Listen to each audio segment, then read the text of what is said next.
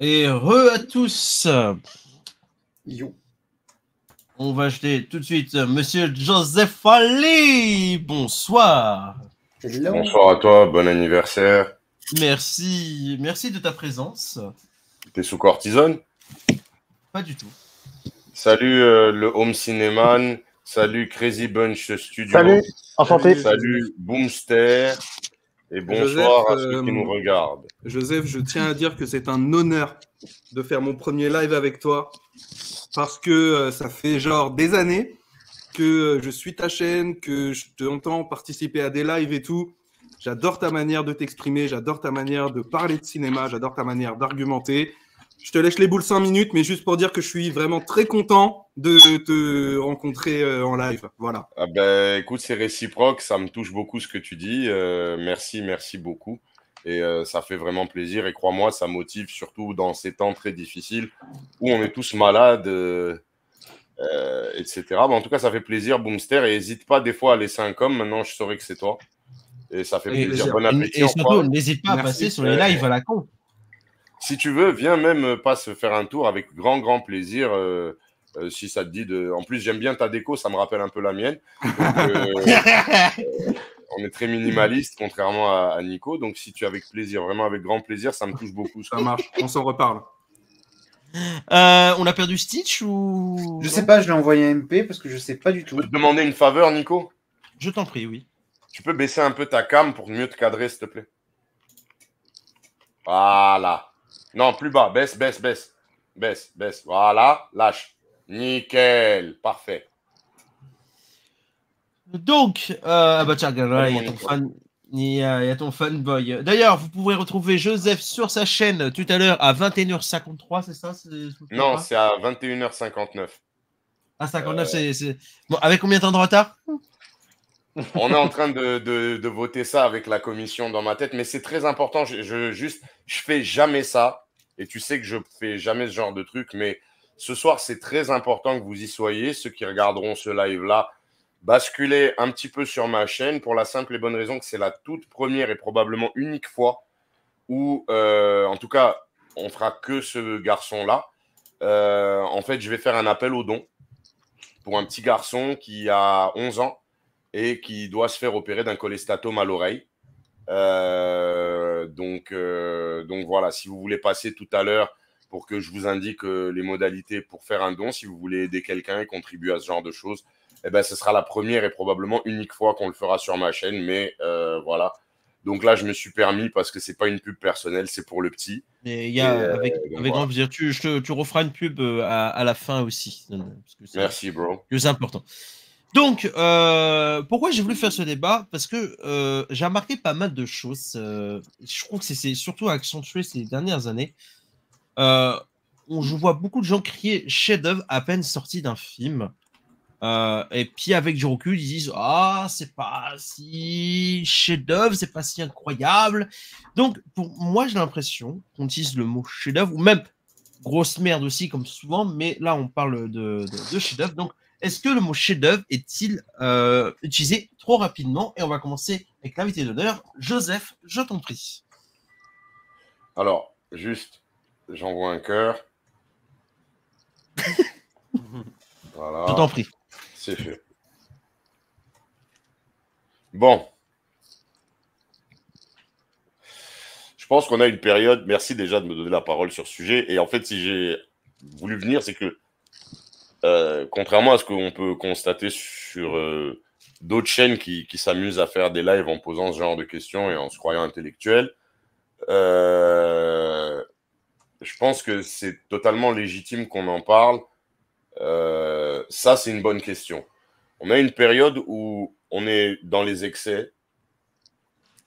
Dès qu'on qualifie quelque chose, par exemple, on n'aime pas quelque chose, on adore. Il n'y a pas quelque chose qui n'est pas à notre goût, c'est de la merde. Tu comprends? Oui. Et je pense qu'on est un peu comme le dit notre camarade Merej, que je salue. Il avait une espèce de concept, c'était chef-d'œuvre absolu ou bouse de l'espace. Et il a dit, il n'y aura pas de juste milieu. C'est soit chef-d'œuvre absolu. Et en fait, c'est totalement adapté au monde où on vit aujourd'hui, où on est dans la surréaction pour tout, dans la surenchère pour tout, dans l'exagération pour tout. J'en prends pour exemple le dernier Joker qui est sorti il y a 2 jours. Moi, j'ai été un des seuls à avoir une critique, je pense, rationnelle, dans le sens où il y a des choses qui m'ont plu, des choses qui m'ont moins plu. Je m'attendais que tu le défonces plus. J'étais très surpris. Mais... Il n'y a pas lieu pour de vrai. J'essaye d'être objectif avec le film. Oui. Maintenant, quand je vois des gens, on a l'impression que c'est la pire merde qu'ils aient vue de leur vie. Non. Et je pense que c'est en partant de ce constat-là que là où je te rejoins totalement, c'est que, putain, bientôt, un épisode de Barnaby, un mec va nous dire c'est un chef-d'œuvre absolu. Tu comprends? C'est-à-dire, moi, quand j'estime qu'un truc est un chef-d'œuvre, Le Parrain est un chef-d'œuvre. Même le 3. Même le 3, il n'y a pas de souci. Toute la trilogie. Psycho, je regarde ma vidéothèque en même temps. Psycho est un chef-d'œuvre. Les Dents de la Mer, Jaws est un chef-d'œuvre. Oui. Jaws est un chef-d'œuvre.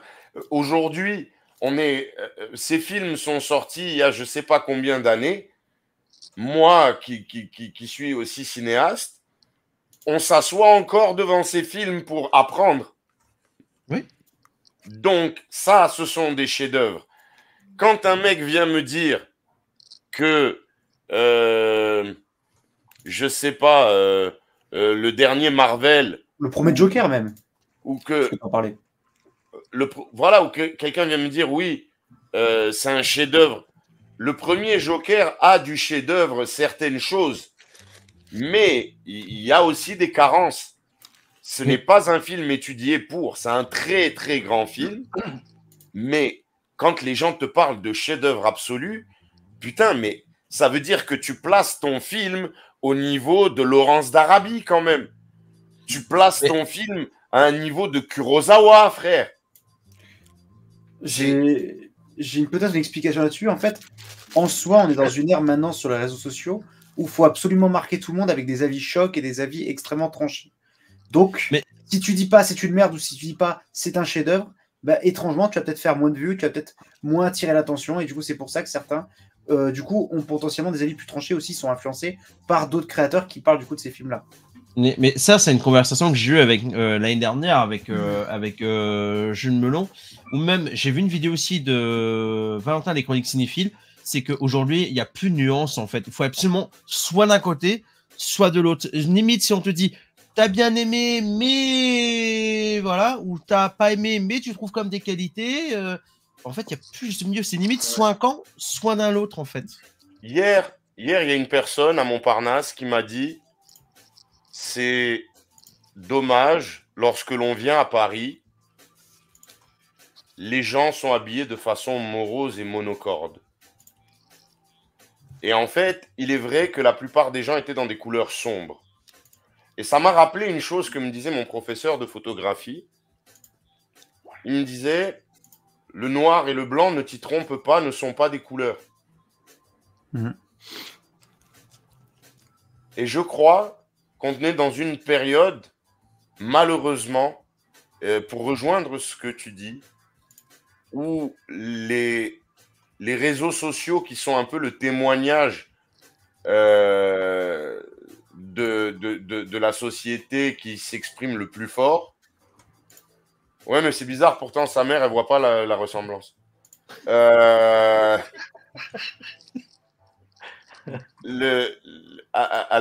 je suis chaud ce soir.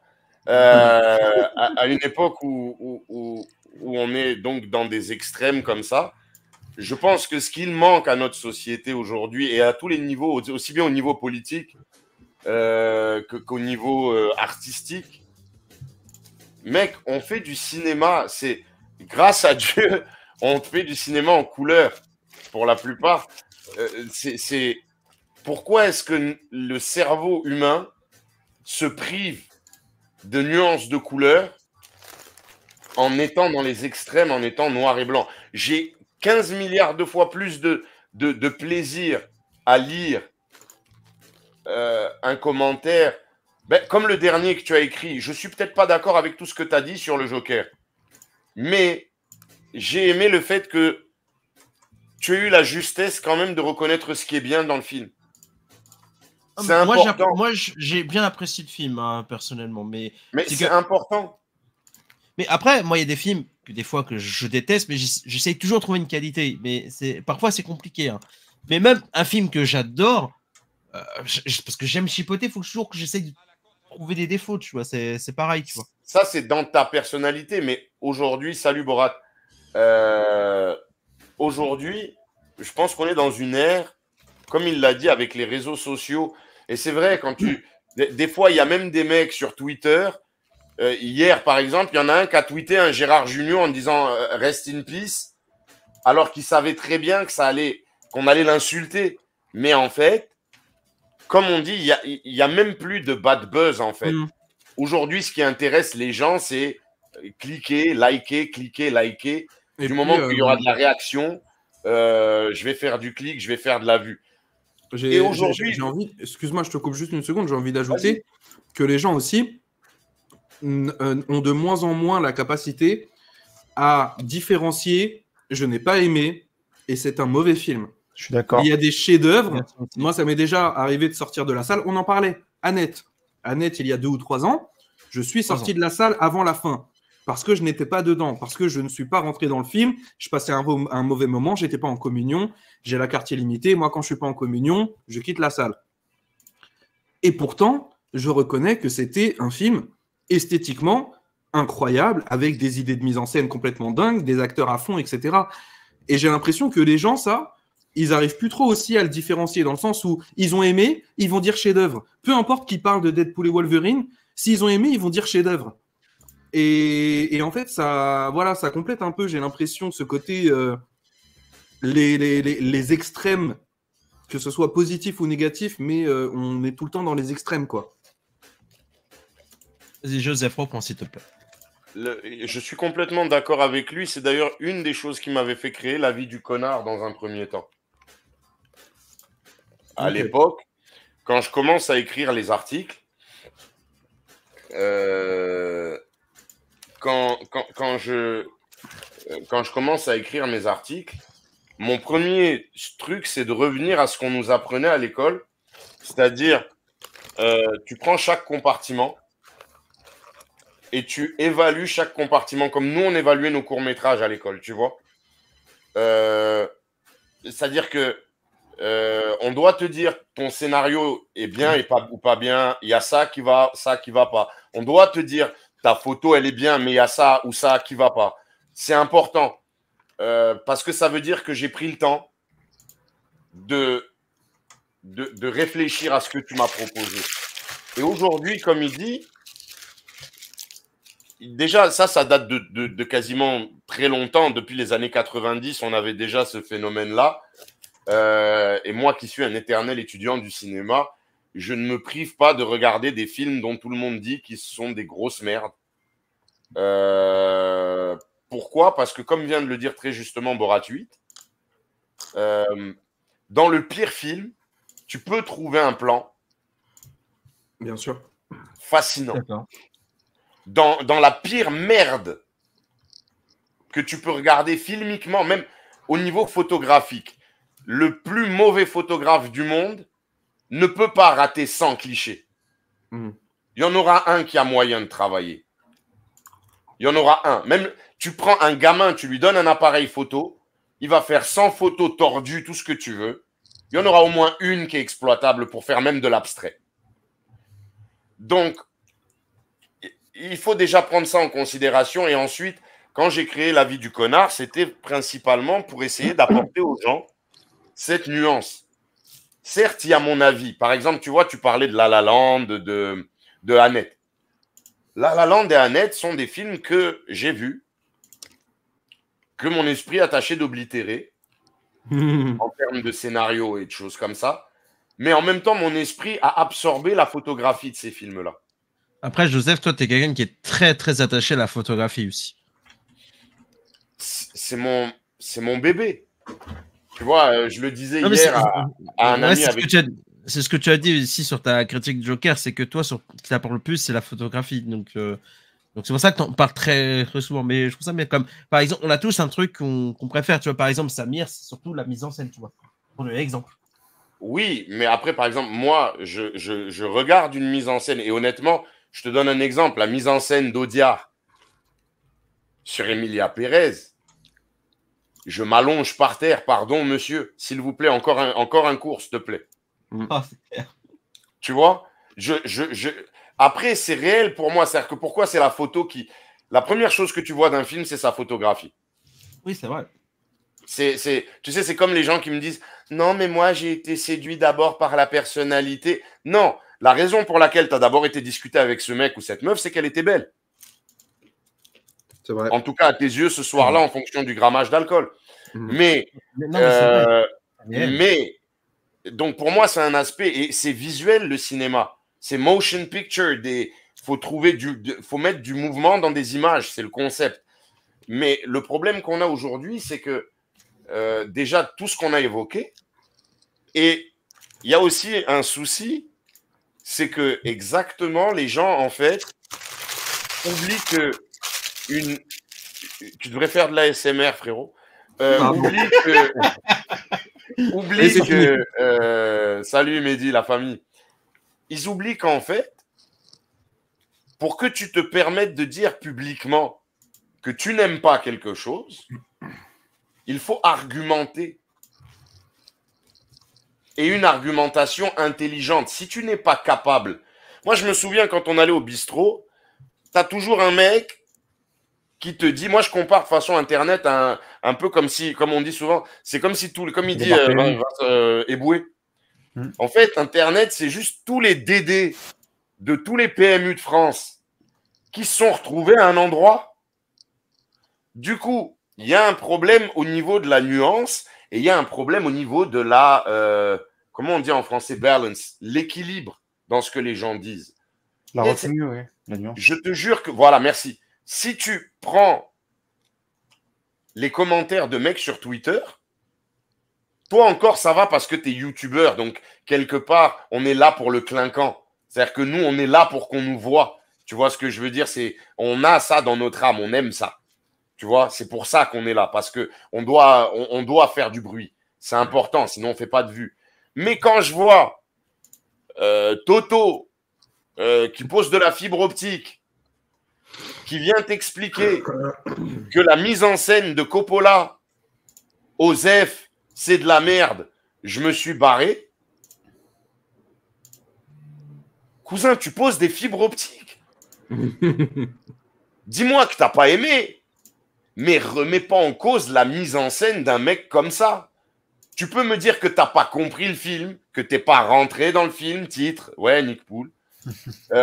Tu peux me dire tout ça, mais en fait je trouve que les gens ont une certaine exubérance sans prendre considération de quoi et de qui ils parlent en fait. C'est un truc de ouf. Et ça c'est les réseaux sociaux. Après il y a des grands cinéastes comme Coppola qui peuvent parfois arrêter la mise en scène. Enfin c'est parce que je pense si tu parles de son dernier film que je trouve incroyable en termes de mise en scène. Mais après, on a le droit de ne pas adhérer à la mise en scène. Oui, mais Coppola, et il faut néanmoins en parler en prenant ça en compte. Joe Star a fait de très mauvais albums. Est-ce que pour autant, tu vas dire « Ah, c'était de la merde et fin ?» Joe Star, oui. Non, Joe Star, oui. Joe Star, tu peux. Mais attendez. Pour moi, Joe Star et Coppola, c'est un peu le même combat. Hein. Pardon, mais là, j'aimerais bien Coppola, il n'a pas un piège à loup dans la bouche, frère. J'aimerais bien qu'on écoute l'homme cinéman. C'est vrai, parce que là, on débat pas, on écoute une masterclass. C'est pas pareil. Non, mais en fait, le problème, excuse-moi, avec Joseph, tu pourrais l'écouter pendant des heures. Mais ouais, mais c'est ça. C'est ça le truc. C'est pour ça que la prochaine fois, bon, je suis pas sûr de l'inviter parce que non mais Non, mais faites un 2v2, faites un 1v1. Tu vois ce que je veux dire? Tu l'invites, toi et lui, et nous, on est là, on écoute, on met des coms. Non, c'est pas. En fait, je me permets je vous le dis de suite, je me permets de beaucoup prendre la parole parce que je resterai pas tard puisque j'ai mon live après et qu'il faut quand même que je fasse une sieste. de toute façon, le débat se finit à 20h. J'ai prévu 1 heure de débat. Donc. Et même au-delà de ça, Voilà, ça c'était court. J'aimerais bien qu'on écoute un peu les autres. est-ce que le débat va se finir à 20h? Parce qu'en soi, finalement, je pense qu'on est plus ou moins tous du même avis et on a juste un peu alimenté ce qu'il disait. Mais en soi, pour moi, globalement, il a très bien résumé ce que j'en pense. Hein. Oui, mais bon, moi je veux quand même écouter l'homme cinéma, mon cher Crazy. Non, bien sûr. Non, mais je parle en général. Bah écoute, moi, je suis d'accord avec tout, hein, parce que... Eh ben voilà, fin du débat, merci. Allez. Allez Joseph, on t'écoute, allez, t'as 40 minutes au roue libre. Non, mais c'est vrai, je connaissais pas Joseph, donc enchanté de te rencontrer. Et puis, du coup, je vois que ce que tu dis est de grande qualité. Et donc, bah oui, le problème, c'est que pas grand-chose à rajouter. Si, peut-être le fait que un élément important, je trouve, dans le débat, c'est que un film qu'on considère comme chef-d'œuvre, c'est, par exemple, c'est mon chef-d'œuvre. C'est pas forcément le chef-d'œuvre de quelqu'un d'autre. Non, on parle de chef-d'œuvre absolu, il me semble, dans le thème de la soirée. Ça dépend, on n'a pas donné de définition. On n'a pas donné de définition. Alors après, donc, je suis d'accord avec toi, alors, homme cinéma. Après, ouais, voilà. En fait, c'est qu'il y a des films qui sont cultes, considérés comme des chefs-d'œuvre, où là-dessus, en fait, il faut vraiment avoir un argument béton pour venir remettre en cause ça. Et en fait, tout se joue sur les arguments. Tu as parlé d'arguments, je pense que tout joue là-dessus. Parce qu'en fait, n'importe qui peut venir argumenter, mais n'importe qui n'a pas la capacité d'argumenter. N'importe qui ne peut pas argumenter comme tout le monde. Tu vois ce que je veux dire? Moi, je débat pas sur le hockey, frérot. Je peux pas débattre sur le hockey sur glace. Oui. J'entrape que dalle à ce sport de merde. Voilà, c'est ça. C'est qu'en fait, l'avis de tout le monde peut être exprimé, mais tous les avis ne se valent pas, malheureusement. C'est ça le truc, en fait. Et voilà, pour venir dire que tel truc n'est pas un chef-d'œuvre, il faut, pour un film qui est encensé, je veux dire. Et ce que je voulais dire surtout, c'est que chacun a son chef-d'œuvre aussi personnel, tu vois. Donc c'est aussi le truc on peut débattre de ça. Moi, je trouve que celui-là. Excuse-moi, j'ai envie de nuancer. Je vais reprendre mon exemple de tout à l'heure. Deadpool et Wolverine. Timéo, qui a 17 ans, c'est son film de l'année, c'est son chef-d'œuvre. Est-ce qu'on doit lui retirer ça? Il a le droit. C'est exactement ce qu'il dit.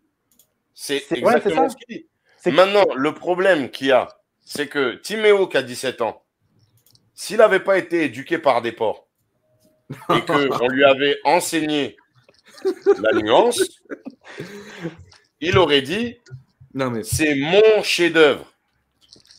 Le cinéma est à la fois un art martial, je suis d'accord, mais c'est à la fois aussi un grand divertissement populaire. C'est une discipline, mais ce n'est pas qu'une discipline. Années 90. Années 90, je sors de Nico avec Steven Seagal. Ouais. Un très grand film, au demeurant. Très très grand film. On sort du cinéma avec mes cousins au bled. On est comme des oufs. On a juste envie de niquer des mères. Pour nous, on vient de voir le film de notre life. Le chef-d'œuvre absolu. Voilà. Pour nous, c'était ça. Je te jure qu'aucun d'entre nous n'a sorti des trucs du style c'est un chef-d'œuvre, c'est le meilleur film que j'ai vu de ma vie ou quoi. Ouais. On avait la mesure. Et Timéo, le problème, et c'est aussi pour ça que Timéo, quand il y a des problèmes, il casse des vitrines et il vole des choses. Et c'est pour ça qu'il poignarde des gens à la sortie des lycées, Timéo. Parce qu'on ne lui a pas enseigné la mesure. Parce qu'on ne lui a pas expliqué. Oui, dans Fortnite, tu peux tirer dans la tête de quelqu'un, mais dans la vraie vie, on ne le fait pas. Tu vois, je pense que tu as... En fait, c'est pour ça que je rebondis sur ton argument. Je suis désolé encore. Regarde combien de temps je parle. En plus, j'ai mis le chrono en bas et tout. Parce que je me rappelle que Nico a un problème avec ça. Du coup, juste pour rebondir sur ce que tu dis, je pense que ça rejoint tout ce qu'on dit depuis. C'est-à-dire que Timéo, on doit l'éduquer. Et il incombe, étant donné qu'aujourd'hui, les parents de Timéo sont occupés à surfer sur Tinder et à laisser Timéo sur une tablette ou devant un écran, c'est nous, youtubeurs, qui éduquons leurs enfants tous les jours. S'ils le veulent. Il y a aussi l'école et le centre aéré, s'il vous plaît. À condition qu'il n'y ait pas de grève. Nous, on ne fait pas de grève, on a besoin d'oseille. Donc, Les centres aérés, on fait pas grève, nous.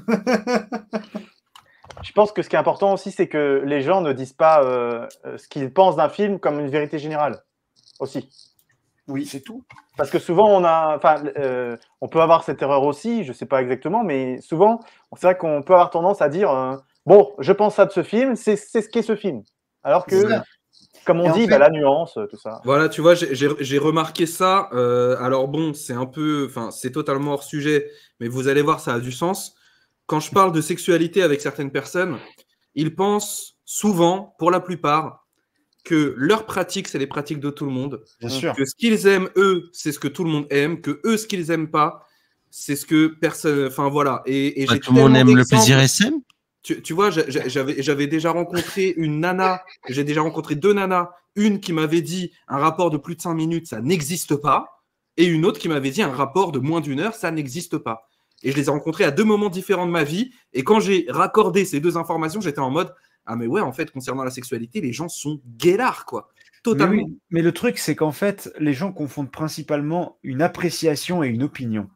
Ouais. La manière dont tu reçois quelque chose n'est pas forcément la façon dont elle existe en tant que telle.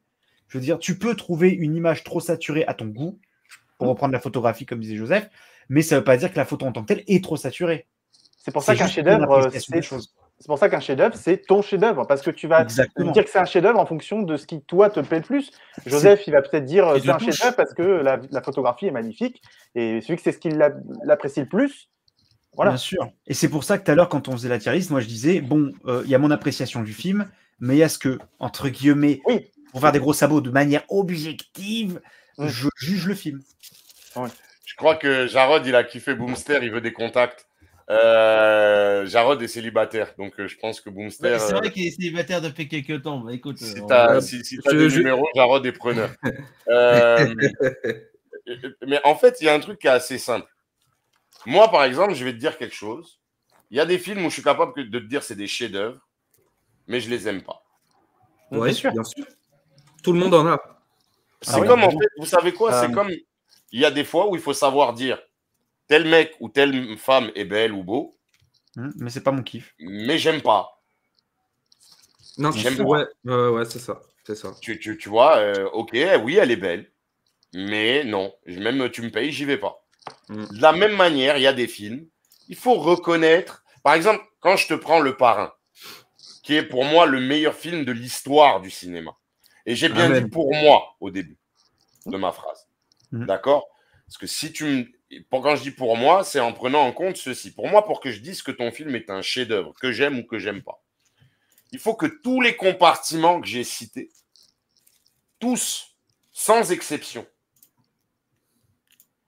aient quelque chose qui les fasse sortir du lot. C'est-à-dire que pour que je te dise que c'est un chef-d'œuvre, il faut que ta photo soit oscarisable. Et quand je dis Oscar, je ne parle pas des Oscars des dernières années, je parle des vrais Oscars, de ce que c'est à la base. Tu vois ce que je veux dire? Donc, il faut que ta photo soit oscarisable, il faut que ta réalisation soit oscarisable, ta mise en scène doit être oscarisable, ton scénario, ton acting, chacun de tes putains d'acteurs jusqu'au dernier figurant doit être oscarisable, ta musique doit être oscarisable, tes effets spéciaux et ton action doivent être oscarisables. Là, c'est Le Parrain. Bien sûr. Après, voilà, ce que je veux dire, c'est que après, bon, oscarisable, tu veux dire qu'il peut être récompensé en général ou tu parles vraiment des Oscars? Non, c'est-à-dire, je veux dire, tu as quelque chose qui sort du lot par rapport à tout ce qui est fait à côté et qui a été fait avant et qui sera fait après. Quand tu prends le scénario de Puzo, du Parrain, oui, c'est-à-dire que tu l'écris même 50 ans après, s'il n'a pas existé, il manque quelque chose dans le cinéma. C'est ça un chef-d'œuvre. Si Laurence d'Arabie n'existe pas, on est dans la merde. tu vois tous les films à la con, la Fast and Furious dans le désert, John Wick. Si Laurence d'Arabie n'existe pas, les plus beaux plans, 40% des plus beaux plans du cinéma n'existent pas. Si John Ford ne sort pas du ventre de sa mère, les plans sur les vastes plaines, aussi beaux que ça, travailler avec ce coucher de soleil-là, on est dans la merde, mec. quelqu'un d'autre l'aurait trouvé, je pense. Je sais même pas, frère. Pas forcément de la même manière, tu vois. C'est ça le truc C'est la d'aller. magie. C'est la magie de créer ça à tel moment de cette façon. Ah, mais dans ces cas-là, par exemple, je vais provoquer un peu volontairement, mais dans ces cas-là, sans un film comme Hardcore Henry, on pourrait dire qu'on est dans la merde aussi. Un film tourné à la GoPro, entièrement, film d'action, etc. Tu vois. Bien sûr, Hardcore Henry, si tu le tournes pas, The Raid. The Raid, c'est un film d'action. C'est un très bon film d'action. Je peux pas le classer en tant que... C'est un chef-d'œuvre de film d'action, mais c'est pas un chef-d'œuvre du cinéma. Ouais, je suis d'accord. Ouais, c'est le truc aussi, c'est qu'il peut y avoir des films de divertissement qui soient d'excellents divertissements, les meilleurs de leur domaine. Et pourtant, tout le monde t'achète. C'est des grands films en termes d'art. C'est Django. Mais tu vois, regarde. Ce que je viens de te dire, c'est ça. C'est que dans plein de films, tu as des choses qui t'auraient foutu dans la merde, même dans les navets. Mais pour qu'on dise chef-d'œuvre absolu, il faut que dans tous les compartiments de ton film, ce soit ça. Je veux dire, quand tu prends, je reprends Le Parrain parce que je l'ai en face de ma gueule, ça me saoule, mais j'ai que ça, je suis fatigué. T'inquiète. Si tu fais pas ce film-là, il manque quelque chose à la photo au cinéma. Si tu fais pas le scénario tel qu'il est, tu n'auras peut-être pas Les Affranchis tel qu'il a été écrit. Si Al Pacino joue pas comme ça, Marlon Brando joue pas comme ça, peut-être on n'a jamais ça au cinéma. et c'est pour ça que le mot chef-d'œuvre est utilisé trop rapidement. Bah oui, parce que en fait, tu peux pas dire tout de suite, tu peux pas juger tout de suite si tout est réussi, tous les aspects sont réussis. Tu peux pas dire tout de suite, ah oui, donc ça c'est bon, ça c'est bon, ça c'est bon. Il faut un petit peu de temps, un petit peu de recul. Bien sûr. Ah oui, je l'ai pas sorti celui-là. Faut un peu de recul, titre. Mais tu vois, ça, c'est ce que j'ai ressenti un peu sur Babylone l'année dernière, que j'avais adoré personnellement. Ouais. Et de la dire chef-d'œuvre, ou alors, encore pire, film qui termine le cinéma. Non, mais j'adore le film, hein, mais soyez mesurés, les gars. Hein.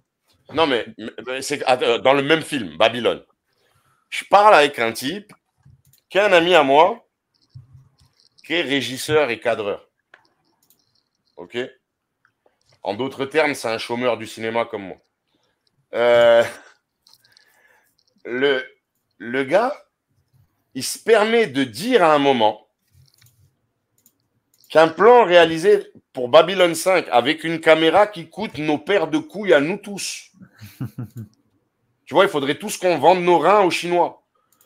Le type me dit, ah mais là c'est une erreur du cadreur, en fait, le flou il n'est pas voulu. Je dis, oh cousin, avec Afro, je me rappelle, on lui dit en live, mec, est-ce que tu connais Chazelle? Est-ce que tu sais est-ce que tu as regardé tout le film? Est-ce que tu connais le genre de psychopathe que c'est? Ouais. Quand tu sais que moi, les mecs te disent Joseph est chiant, tu te dis, mais est-ce que tu sais que tu es en train de parler d'un gars, si le film coûte 60 ou 100 millions, c'est parce que pour tourner cette scène-là, ils ont mis une semaine. Et puis, en quoi une erreur ne pourrait pas du coup donner quelque chose de bon? Jaws, Il y a un truc au cinéma. Au cinéma, en fait, il faut comprendre une chose. Je le dis pour tous les gens qui nous regardent. Hein. Très souvent, tu vas filmer quelque chose, ça va être perçu comme une erreur. C'est la mauvaise prise. Mais c'est dans cette prise-là que tu vas trouver le raccord nécessaire à dynamiser ton montage. Totalement. Bien sûr. Du coup, il n'y a pas vraiment... En fait, est-ce que une fois, on avait fait ce débat-là. Et je l'ai toujours dit, à partir du moment où c'est artistiquement honnête, une expression honnête de l'artiste, il n'y a pas d'erreur. Si c'est voulu, mais bien sûr. Il n'y a pas d'erreur. Là où on dit qu'il y a une erreur, c'est quand, je te donne un exemple, un mec te filme une erreur typique du cinéma français actuel, on te filme en caméra épaule qui bouge. OK? Une scène où le personnage est totalement calme, où il n'y a pas de panique à ressentir ni à transmettre au spectateur. La seule chose que tu me transmets, c'est que j'ai envie de vomir mes pop-corn et mon coca. Mais sinon, rien. Par exemple, Les Trois Mousquetaires de mon réalisateur favori, Martin Bourboulon, il y a des plans où tu comprends pas pourquoi. Bah, tu vois Il n'y a pas de panique. Tout va bien. On est dans une discussion au calme. Le cadreur, il a parti. Surtout qu'en plus, j'ai appris que dans Les Trois Mousquetaires, la shaky cam a été rajoutée après en post-prod. Oh, l'enfer. Là, je peux te dire c'est une erreur. Tu comprends ce que je veux dire? Ouais, c'est que ouais. là, c'est une erreur de langage cinématographique. C'est comme si tu disais à quelqu'un je vais à le marché. Non, on va t'apprendre qu'on dit je vais au marché. C'est une erreur, oui. Mais sorti de là, quand c'est pour ça que quand on dit ouais, Coppola peut rater sa mise en scène, il faut quand même lui demander est-ce que tu as voulu faire ça ou si tu t'es trompé. Parce que quand tu es à ce niveau-là, Scorsese, Coppola, De Palma, quand tu es à leur level, si toi tu vois une erreur, il faut quand même aller le voir. On parle de maître. Il faut quand même aller lui demander excuse-moi papa, mais est-ce que ça, tu voulais vraiment faire ça? Si oui, est-ce que tu peux m'expliquer un peu parce que peut-être j'ai raté. C'est pour ça que je disais tout à l'heure qu'il faut venir argumenter avec Enfin, il faut amener des arguments solides. Tu peux pas juste dire oh, c'est de la merde et puis voilà. Pour ça, avec des grands réalisateurs comme ça, c'est rarement des erreurs. Et puis même, de toute façon, on parle de films où il y a le tournage, après il y a le montage, et puis il y a toute la post-production. Donc en fait, s'il y a une erreur à la base et qu'elle est restée jusqu'à la fin, c'est rare qu'une vraie erreur reste jusqu'à la fin quand même avec des grands réalisateurs comme ça. Je ne sais pas si vous avez vu, il y avait une petite vidéo, un reel Insta. C'était un mec qui faisait toutes les étapes de la création d'un film. Et c'était le scénariste, il dit « Oh, je ne sais pas quoi faire avec cette histoire. De toute façon, le réalisateur, il se débrouillera. » Le réalisateur, il est là sur le tournage. « Oh, je ne sais pas quoi faire avec ce truc. Oh, de toute façon, en post-prod, ils verront. » Et la post-prod, elle arrive. « Ah, bon, de toute façon, et tout. » Et en fait, c'était comme ça. Et au final, ça arrive. Je suis sûr qu'il y a énormément de films qui ont été conçus comme ça. Et ça donne parfois des monstres, quoi. Alors, oui, et puis, moi, je parlais surtout des grands réalisateurs aussi. Je vais appuyer ce que tu dis. Le cinéma de commande, c'est-à-dire 80 à 90% du cinéma, c'est ce que tu dis. C'est-à-dire que moi, je vais écrire un scénario.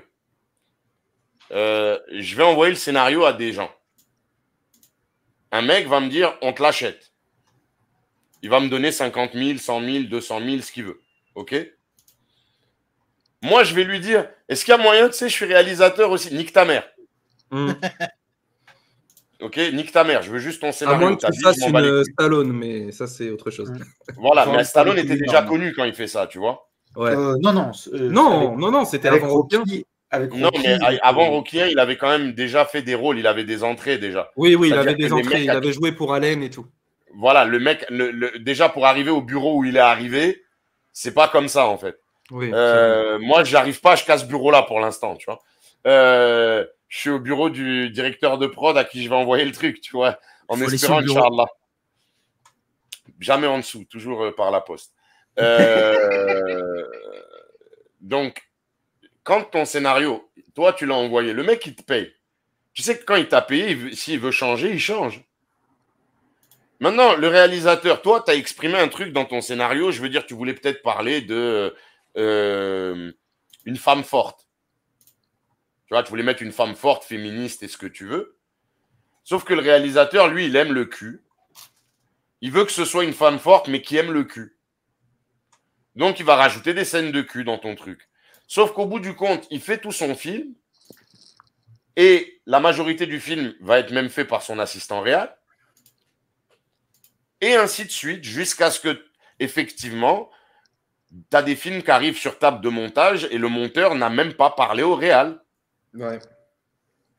Voilà. Il a juste un plan de montage avec que lui donne la script. Elle lui dit voilà, il y a ça et c'est comme c'est cet ordre-là. Oui. Démerde-toi. Là, tu parles de cas où c'est des gens qui n'ont pas envie de travailler dessus. Où c'est des gens qui ont, en fait, n'ont pas de. En fait, ils n'ont pas d'envie artistique, j'ai envie de dire. Ils n'ont pas de vision réellement de ce que besoin de manger, non, mais il faut comprendre aussi, même un réal, il a juste besoin de manger. Bien sûr, mais je veux dire, ça, c'est dans le cas où, voilà, il veut faire son travail, il le fait au mieux qu'il peut, mais s'il n'a pas envie absolument de traduire cette histoire, tu vois, dans une intention artistique, c'est normal aussi, des fois, qu'il puisse dire, bon, bah, fais le travail non, et puis non, je ne suis pas d'accord. Je ne suis pas d'accord. Ouais, non.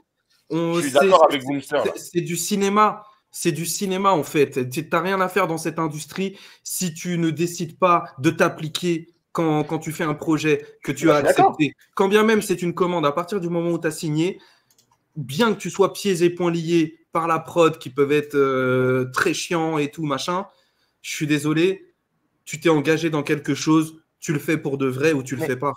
Je suis bien d'accord, mais ce que je disais, c'est que souvent les productions qu'on dit après, ben, c'est de la merde, ou dans des grandes sociétés comme Disney qui font du Marvel et tout ça, et ben, souvent, c'est pas le cas. Et c'est dommage, mais ça arrive en fait. Ben, le problème, je pense, au niveau des gros studios, c'est un autre débat, mais le problème qu'il y a au niveau des gros studios, c'est que tu ne peux pas travailler. Donc, Mais en je fait, dis pas forcément que c'est la faute du gars, tu vois. Mais, je te donne un exemple. Moi, j'ai un pote à moi qui écrit un scénario, qui me dit, ouais, Joseph, je veux que tu réalises. OK?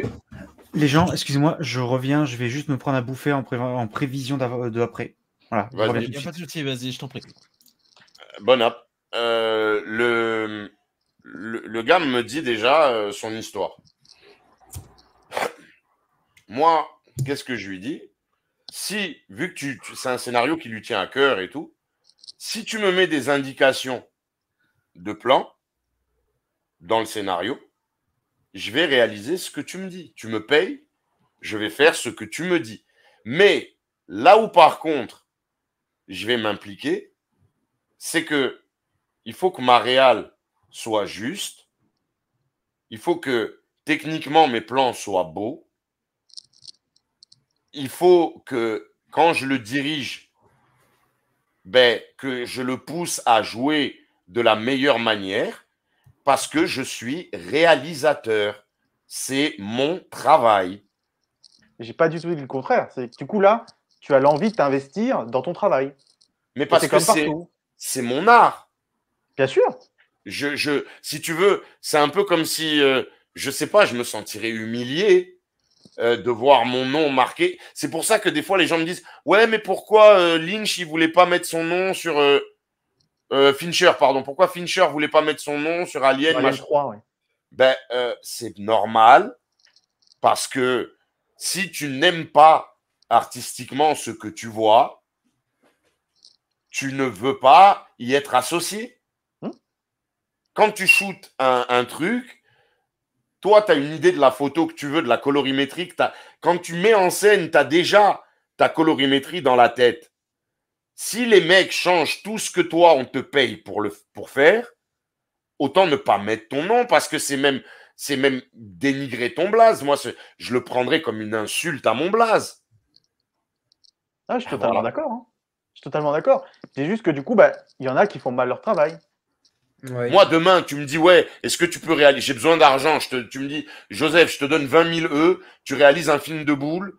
Oui, ben d'accord, mais tu m'as réalisé par Nico Ciné. Alors, ça dépend en plus, parce qu'on peut faire vraiment de l'art avec le porno, attention. Ouais, mais tu peux pas faire de l'argent. Il y a vraiment des gens qui se défoncent. Boomster, j'ai cadré un film une fois. Une seule fois. J'ai plus jamais accepté de le refaire. C'était pour Hervé Pierre Gustave, HPV. J'ai cadré une fois. Honnêtement, tu peux pas faire et de l'art et gagner de l'argent avec le porno.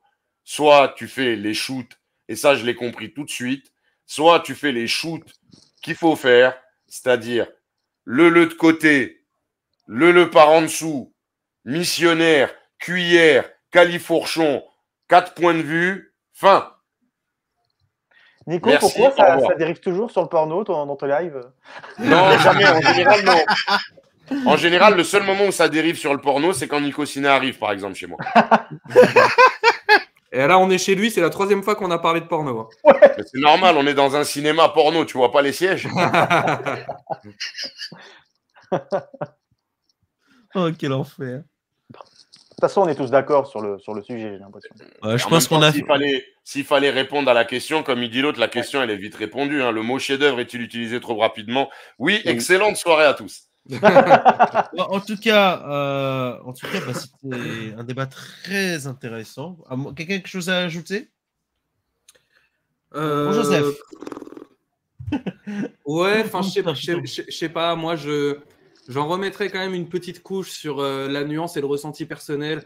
Je suis sûr qu'il y a des films que j'ai déjà considérés comme des chefs-d'œuvre, qui pourtant n'en sont pas du tout, mais qui dans mon cœur ont vraiment une place telle. Et en fait, il y a chef-d'œuvre objectif et chef-d'œuvre subjectif. Et pour moi, il faut bien savoir différencier les deux. Comme tu disais, c'est la mesure, en fait. Tout est dans la mesure. Savoir que je suis un grand fan de la trilogie High School Musical. Est-ce que pour autant ce sont des bons films? Non. Je n'ai pas aimé Annette. Je n'ai pas aimé The Batman. Est-ce que pour autant ce sont des mauvais films? Non. Non, c'est juste que tu n'as pas de goût. Oh, tout de suite. Va voir Le Roi Lion 3, toi. Mais je t'aime. Donc ouais, voilà. Fatal. Pour moi, c'est un chef-d'œuvre. Michael Youn n'a fait qu'un seul bon film et c'est un chef-d'œuvre. C'est Fatal. Objectivement, je sais que c'est loin d'être un chef-d'œuvre, mais dans mon cœur, pour moi, Fatal est un chef-d'œuvre. Tu as même la nuance de dire pour toi, dans mon cœur, etc. C'est tout ce qu'on attend des gens, en fait. Oui. C'est arrêter. Et tu vois, par exemple, hier, dans un des groupes, il y a un de mes petits frères là qui vient et qui sort contre Joël, je sais plus quoi, là, le mec qui jouait dans Suicide Squad qui se fait buter là. Ouais. Il dit ouais, cet enfoiré s'est fait tuer comme une merde, je le déteste, il a accepté de mourir comme une merde. Et je lui ai dit mais mec, tu te rends compte que son métier c'est être acteur? Qu'à partir du moment où on l'a payé, il n'écrit pas un scénario, il ne décrit pas comment il meurt. Et en plus, ton gars, là, c'est pas The Rock. The Rock peut te dire, non, mec, je veux pas mourir comme ça. Tu vois? Mais les autres veulent travailler, ils ont besoin de manger, frère. Moi, demain, tu me dis, ouais, Joseph, c'est $1 million, mais tu meurs avec un balai dans le cul. Je dis, vas-y, frère, mais il faut pas que le balai il rentre. Fais un effet spécial, mais il n'y a pas de problème. Oh putain. Après, oui, moi, je suis d'accord avec toi. Il y a des trucs que, oui, tu vas considérer comme chef-d'œuvre. Regarde, Nick Poole, pour lui, Chicken Run, c'est un chef-d'œuvre. Tu vois, moi, Chicken Run, c'est bien, c'est sympa. Ouais. C'est quoi vos petits chefs-d'œuvre qui n'en sont pas? Ah, j'adore. Home Cinéman, j'adore. Il a tout dans les tiroirs. Non, mais c'est incroyable, ce mec. Hein. C'est ouf. Ah oui, je valide. Mais en fait, moi, je voulais finir surtout sur un exemple. C'est celui-là. Où en fait, j'étais. Bah, c'est ce Vas-y, je t'écoute. Pardon. Dis remonte, s'il te plaît. King Kong. Non. Remonte, s'il te plaît. Ben, remonte, s'il te plaît, titre. Titre. Titre. Donc, donc King Kong, qui, en fait, quand j'étais petit, ben, tu vois, j'ai découvert, mais j'avais pas j'ai dit tout de suite, j'adore ce film, mais j'avais pas de quoi expliquer, de quoi argumenter pour dire c'est un chef-d'œuvre. Et du coup, maintenant, je peux expliquer si quelqu'un vient me dire non, ce n'est pas un chef-d'œuvre. Je peux, en tout cas, dire mes arguments pour dire pourquoi, pour moi, c'en est un. Et je pense que, voilà, en fait, avant de dire tout de suite et d'utiliser trop rapidement le mot chef-d'œuvre, je pense que si, en tout cas, tu l'utilises, il faut savoir après expliquer pourquoi, pour toi, c'en est un. Et pas juste dire c'est un chef-d'œuvre parce que j'ai aimé ma séance, quoi. Voilà. Ben oui, mec, ta femme, tu peux la trouver belle et tout, mais c'est un ton, tu vois. Et tant mieux pour toi. Et tant mieux pour elle, tant mieux pour vous. Tant mieux pour vous. Comme ça, personne va te la piquer, cousin. Ça va, à part un mec du foyer qui a faim. Mais sinon... Oh, la violence. Oh là.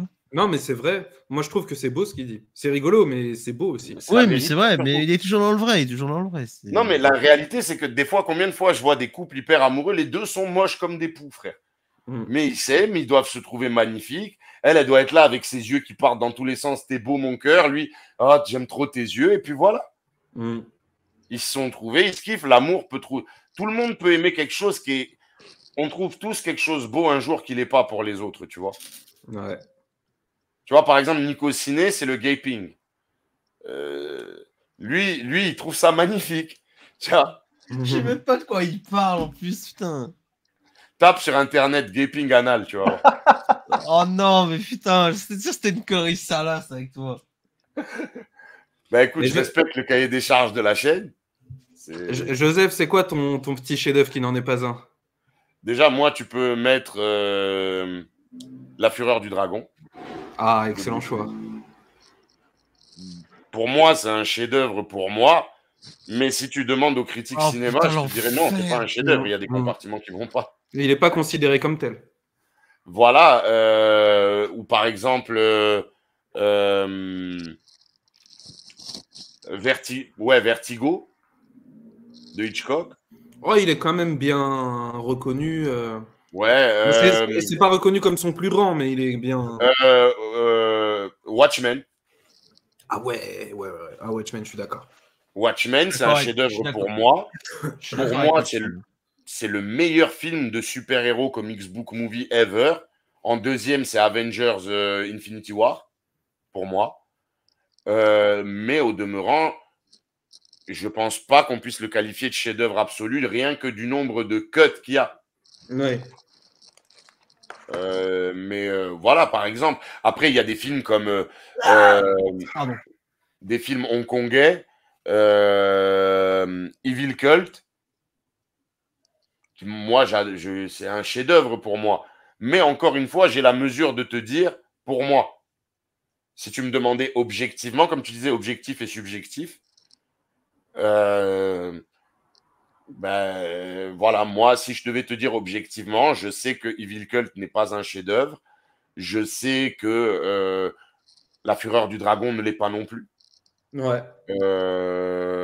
Mais dans mon cœur, oui. Maintenant, si tu me dis, Joseph, objectivement, Deadpool et Wolverine, chef-d'œuvre, je dirais non, dans ton cul. J'ai bien aimé, je l'ai défendu. Dans ton cul, Timéo. Timéo, non. Non, Timéo. On va recalibrer tout ça. Tu as mis quoi comme sous-vêtement, Timéo? Oh, Tu bah connais non, Puff Daddy, Timéo? Oh, t'es horrible. Bon. Scream. Voilà. Scream, pour moi, grand chef-d'œuvre. Subjectif. Objectivement, il est excellent, mais c'est pas un chef-d'œuvre. Alors que Ben- pour moi, c'est un grand chef-d'œuvre. Tu sais, quand tu as déjà fait des sondages au téléphone? Non. Avatar. Je reviens. C'est le 2, ça, en plus. Non, c'est le 1. C'est Ah, le c'est 1. le 1. Et en fait, moi, c'est mon film préféré. Donc pour moi, c'est un chef-d'œuvre. Mais je sais que c'est même pas le meilleur de Cameron. Mais pour moi, c'est un chef-d'œuvre. Ouais. Le problème d'Avatar, c'est que si tu le mets à chef-d'œuvre, Avatar, tu mets Terminator 2 où? C'est pour ça que je dis Terminator est un meilleur film que Avatar, je pense. Mais subjectivement, Et pour moi, je préfère Avatar. Je te comprends. Maintenant, je suis complètement d'accord avec toi. Mais encore une fois, quand tu réponds à un sondage au téléphone, ils te disent souvent, vous diriez que vous avez aimé pas du tout, un peu. Tu sais, ils te mettent des graduations. ouais. Et encore une fois, tout est une question de graduation. Si demain tu fais un cocktail et que tu mets trop d'un ingrédient, tu baises le cocktail. Oui, chef-d'œuvre, Terminator 2 est un chef-d'œuvre littéralement du cinéma. Ouais. Tu disais que s'il n'y avait pas eu tel truc, ce serait pas pareil. S'il n'y avait pas eu Terminator 2, on aurait beaucoup moins de films d'action de qualité. Et s'il n'y avait pas eu Jurassic Park, on n'aurait pas eu Terminator 2. Après, oui, il y a juste un pétard. C'est l'inverse en plus, je dis des bêtises. Je pense que c'est l'inverse. Oui, c'est grâce à. C'est 95, Jurassic Park. Non, 93, Jurassic Park. Ah, 93, pardon. Et mais T2 du coup, Terminator 2, c'est avant. T2, c'est quand? 90? C'est avant, Ouais. mais je sais plus quand. Ouais, 92, je crois. Ouais, donc non, c'était avant. C'est avant. Non, mais de toute façon, Terminator 2, le jour où il est sorti, je crois que tous les mecs qui avaient de l'oseille à Hollywood, ils ont appelé Cameron, ils lui ont dit, du coup, c'est combien la prestation pour les effets spéciaux dans ta boîte? Parce que ça a fait la même chose chez Lucas. Hein. Quand Lucas fait Star Wars, une semaine après, c'est « Ouais, allô, dis-moi, du coup, ta boîte, là, c'est ILM, je sais pas quoi, là. Bref, ton machin pour les gosses, là. Tu factures combien pour les effets spéciaux sur mon film ?» C'est tout. Et au-delà des effets spéciaux, les seuls défauts imputables pour moi à Terminator 2 sont les défauts scénaristiques liés à la coupe, au cut cinéma. Il y a un petit souci avec Sarah Connor, en fait, à certains moments, au niveau de la cohésion du personnage, en fait. Elle est moins bien développée dans la version cinéma. Ouais. Exactement. Moi, ça fait très longtemps que j'ai pas revu la version ciné. Ben, en fait, je suis tombé sur la version ciné la dernière fois à la télé, parce que quand il y avait les putains de JO de merde, là, ben, j'avais regardé la cérémonie d'ouverture et du coup, le lendemain ou le surlendemain, ils ont passé à la télé T2. Du coup, je suis resté sur la télé, chose que je ne fais jamais. Et à un moment donné, je me dis, mais il s'est passé un truc que j'ai pas vu parce qu'elle a changé d'attitude. Et après, je me rappelle, mais elle a le cut.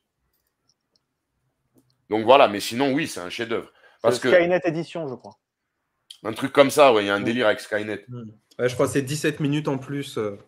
Mais moi, ça fait 15 ans que je ne revois que la version longue, de toute façon. Messieurs, je suis désolé, mais là, on arrive à la fin de ce débat qui est fort passionnant. Désolé de vous couper. En tout cas, Joseph, je t'invite à refaire une pub pour Alors, ce soir. Bonsoir à toutes et tous. Vu que je suis dans une chaîne sombre, j'ai pris un éclairage sombre. Si vous voulez venir dans le live à la con, si vous voulez venir assister au live à la con, ou même si vous regardez ça en replay et que vous souhaitez ensuite passer, c'est ce soir qu'il faut passer pour la simple et bonne raison que ce soir, on fait un appel aux dons pour un petit garçon de 11 ans. Donc, si vous avez une âme charitable et que vous avez envie de faire un truc bien dans votre vie, ben, pour une fois, vous pourrez le faire chez moi. Ça sera une des seules fois que je le ferai.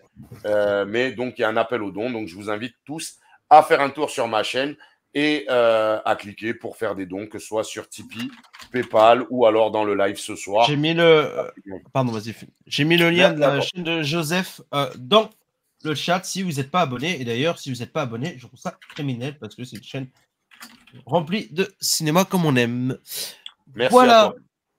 Merci à toi. Du coup, je crois que l'homme cinéma va nous quitter aussi. C'est ça? Eh oui. Eh ben, je t'invite à faire ta propre pub également. Oh bah écoutez, allez voir la chaîne L'Homme Cinéman. On y parle de cinéma en général et en podcast. On fait beaucoup de podcasts, notamment avec Cartoons, que je salue. Et merci de m'avoir invité. C'était super. J'ai découvert plein de nouvelles chaînes et de nouvelles personnes. Ça fait toujours plaisir. Et puis vive le cinéma. Avec grand plaisir. En tout cas, merci. Pas ton travail. À toi. En tout cas, merci à vous les gars qui vont quitter. Merci à toi Joseph. Je reviens chez toi dans 2 ou 3 semaines. T'es le bienvenu, tu viens quand tu veux, Loulou. Comme d'hab. Mais même vous, Boomster, Crazy, n'hésitez pas à venir sur la chaîne du Collard, les lives à la con. On se marre bien par le cinéma et on se marre bien à chaque fois. Boomster, Crazy, Home Cinéman, j'ai été ravi de vous rencontrer. Particulièrement Boomster qui en fait me connaît lui depuis longtemps. Les deux autres, c'est pas que j'en ai rien à foutre, mais je vous connais depuis ce soir. Techniquement, on était dans des lives ensemble à l'époque chez Fais attention. Fais attention. Chez Chaizel, il a dit. Ah ouais.